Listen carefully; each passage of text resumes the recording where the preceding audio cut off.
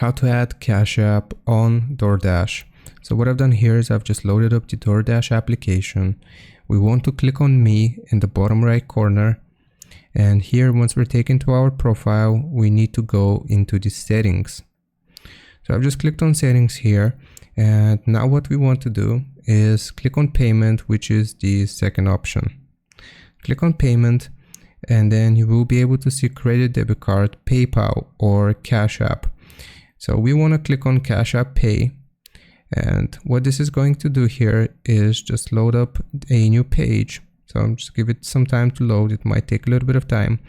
And it's going to ask us to get to open the Cash App application. So if we click on Open Cash App here, then this is going to just verify Doordash with your Cash App account, and then this is going to automatically link Doordash with Cash App, and you can use Cash App Pay on your Doordash orders. So I hope this helps.